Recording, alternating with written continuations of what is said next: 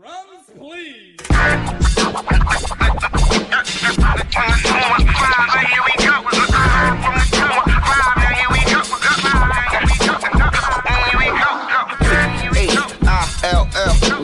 north, west, south, west, side, right, yeah, now here it is. Okay, so back to the C-PTSD thing. I wanted to read a little bit more about differential diagnosis in terms of post-traumatic stress disorder.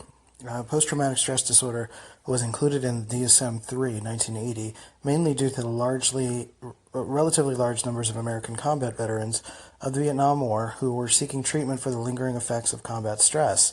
In the 1980s, various researchers and clinicians suggested that PTSD might also accurately describe the sequelae of such traumas as child sexual abuse and domestic abuse. However, it was soon suggested that PTSD failed to account for the cluster of symptoms that were often observed in cases of prolonged abuse, particularly that which was perpetrated against children by caregivers during multiple childhood and adolescent developmental stages. Such patients were often extremely difficult to treat with established methods. PTSD descriptions failed to capture some of the core characteristics of C-PTSD. These elements include captivity, psychological fragmentation, the loss of a sense of safety, trust, and self-worth, as well as the tendency to be re-victimized. Most importantly, there is a loss of coherent sense of self. It is this loss and the ensuing symptom profile that most pointedly differentiates C-PTSD from PTSD. C-PTSD also characterized by attachment disorder, particularly the pervasive insecure or disorganized type attachment, DSM-4, 1994. Dissociative disorders and PTSD do not include insecure attachment in their criteria. As a consequence of this aspect of C-PTSD, when some adults with C-PTSD become parents and confront their own children's attachment needs, they may have particular difficulty in responding sensitively, especially to their infants and young children's routine distress, such as during routine separations despite these parents' best intentions and effort, although the great majority of survivors do not abuse others. This difficulty in parenting may have adverse repercussions for their children's social and emotional development if parents with this condition and their children do not receive appropriate treatment. Thus, a differentiation between the diagnosis category of C-PTSD and that of PTSD has been suggested. C-PTSD better describes the pervasive negative impact of chronic repetitive trauma than does PTSD alone. C-PTSD also differs from continuous traumatic stress disorder, CTSD, which was introduced into the trauma literature by Gil Stryker. It was originally used by South African clinicians to describe the effects of exposure to frequent high levels of violence, usually associated with civil conflict and political repression. The term is also applicable to the effects of exposure to contexts in which gang violence and crime are an epidemic, as well as the effects of ongoing exposure to life threats in high-risk occupations such as police, fire, and emergency services. Sounds like there's a lot to differentiate. Traumatic grief or complicated mourning are conditions where both trauma and grief coincide. There are conceptual links between trauma and bereavement, since loss of a loved one is inherently traumatic. If a traumatic event was life-threatening but did not result in death, then it is more likely that the survivor will experience post-traumatic stress symptoms. If a person dies and the survivor was close to the person who died, then it is more likely that symptoms of grief will also develop. When the death is of a loved one and was sudden or violent, then both symptoms often coincide. This is likely in children exposed to community violence. For C-PTSD to manifest, the violence would occur under conditions of captivity, loss of control, and disempowerment, coinciding with the death of a friend or loved one in life-threatening circumstances. This again most likely for children and stepchildren who experience prolonged domestic or chronic community violence that ultimately results in the death of friends and loved ones. The phenomenon of the increased risk of violence and death of stepchildren is referred to as the Cinderella effect. The next section is about attachment theory and borderline personality disorder, so I think I'll read that one too. Okay, so this next one is C-PTSD in relation to attachment theory and borderline personality disorder. C-PTSD may share some symptoms with both PTSD and borderline personality disorder. It may help to understand the intersection of attachment theory with C-PTSD and BPD if one reads the following opinion of Bessel A. Vanderkalk, together with an understanding drawn from a description of BPD. Uncontrollable, this is from the words of that person, uncontrollable disruptions or distortions of attachment bonds precede the development of post-traumatic stress syndromes. People seek increased attachment in the face of danger. Adults as well as children may develop strong emotional ties to people who intermittently harass, beat, and threaten them. The persistence of these attachment bonds lead to the confusion of pain and love. Trauma can be repeated on behavioral, emotional, physiologic, and neuroendocrinologic, that's a word, levels. Repetition on these different levels causes a large variety of individuals and social suffering. However, C-PTSD and BPD have been found by researchers to be completely distinctive disorders with incredibly different features. Notably, C-PTSD is not a personality disorder. Those who suffer do not fear abandonment. Those do not have unstable patterns of relations. Rather, they withdraw and find that they do not struggle with lack of empathy.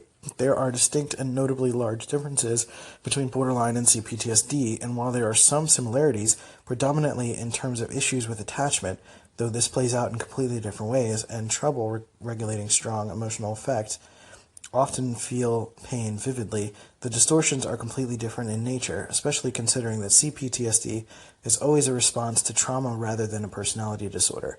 In addition, C-PTSD is not a personality disorder, rather it is often a case of survival reactions to trauma becoming a fundamental aspect of the personality in response to living with a personality disordered individual.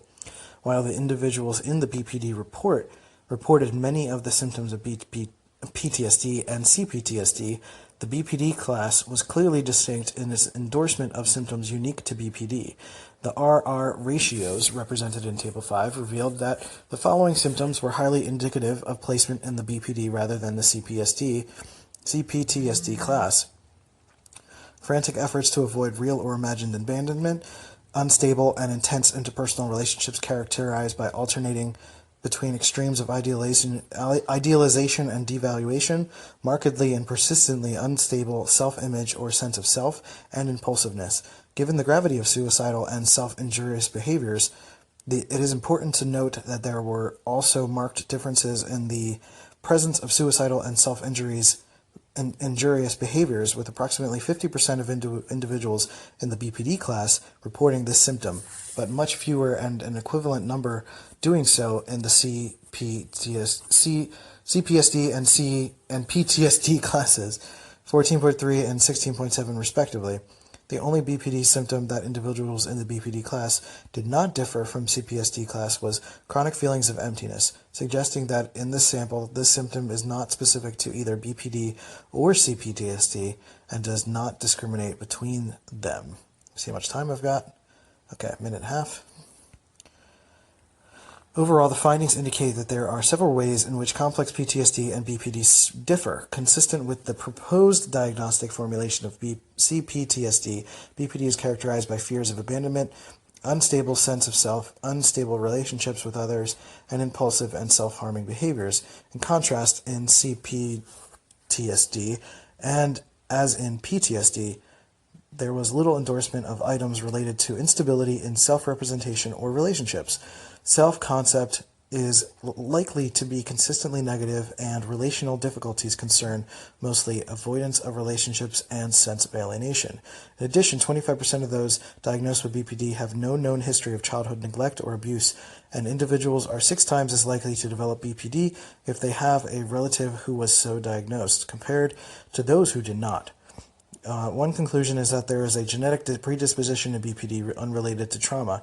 Researchers conducting longitudinal investigation of identical twins found that genetic factors play a major role in individual differences of borderline personality disorder features in Western society. A 2014 study published in European Journal of Psychotraumatology was able to compare and contrast those different disorders and found that it was distinguished between individual cases of each, which was comorbid.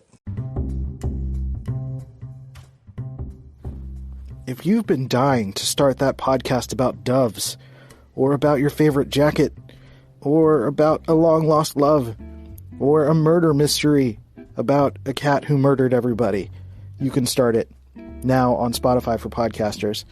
I've been on Anchor for a long time, and now it is officially Spotify for podcasters, and it has been a platform that has been growing for forever. And I love it, and I still use it to this day, and it has hosted this podcast for 500 plus episodes now. So I highly recommend it. It is free to use.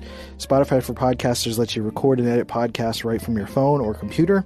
So no matter what your setup is like, you can start creating today. I'm literally on my bed recording on my, the phone is on the bed, and I'm just talking, and it's not that complicated. And then you can distribute your podcast on Spotify and everywhere else that podcasts are heard. So video podcasts are available too if you want to show your pretty face and have people see you. And you can do all that too. So just do it. It's totally free, no catch. Give it a try. Spotify for podcasters. Let's go.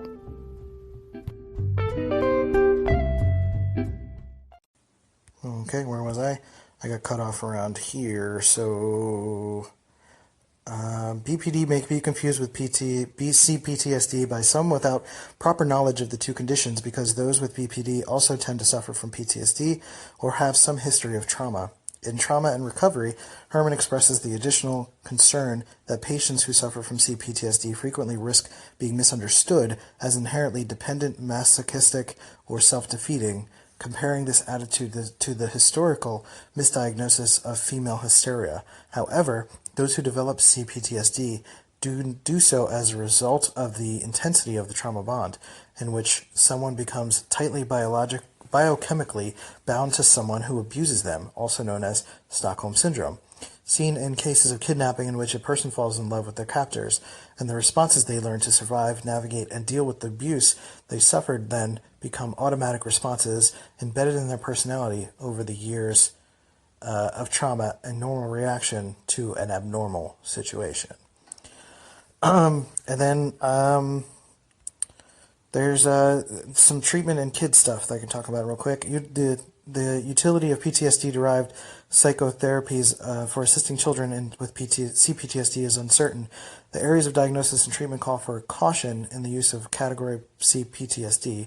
Ford and Vanderkolk have suggested that C-PTSD may not be as useful a category in diagnosis for treatment of children as a proposed category of development trauma disorder. For DTD to be diagnosed, it requires a history of exposure to early life developmentally adverse interpersonal trauma such as sexual abuse, physical abuse, violence, trauma, losses of significant disruption, or betrayal of the child's relationships with primary caregivers, which has been postulated as an etiological basis for complex traumatic stress disorders. Diagnosis, treatment planning, and outcome are always rational.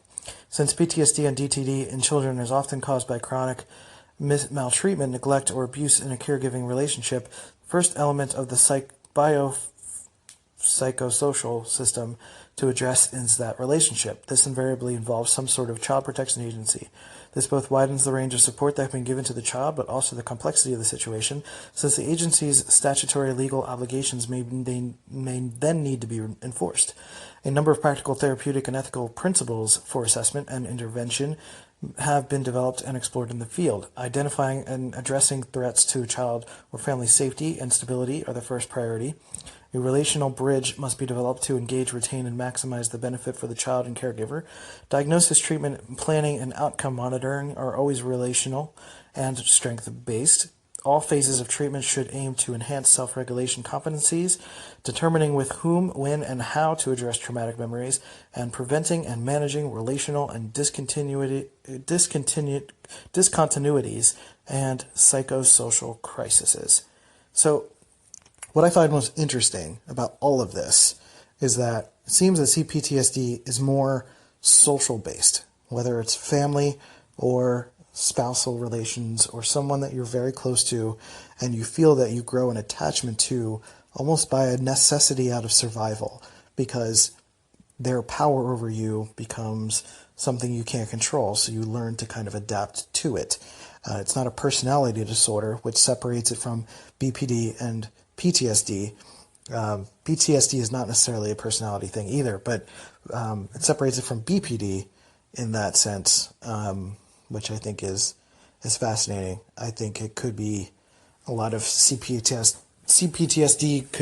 sounds like it's the result of prolonged exposure or being with or being entrapped socially by someone who has a disorder that is basically impossible to deal with. So, although that's really fascinating, I'm going to keep researching. I'm probably not going to read any more like articles and things, but I think it's really fascinating because it's kind of new ground for me, because I've had a lot of things with my childhood, and then I've had a lot of things with my marriage, which are both related, and I've had similar feelings in both situations, with a lot of times outside of that where I felt okay.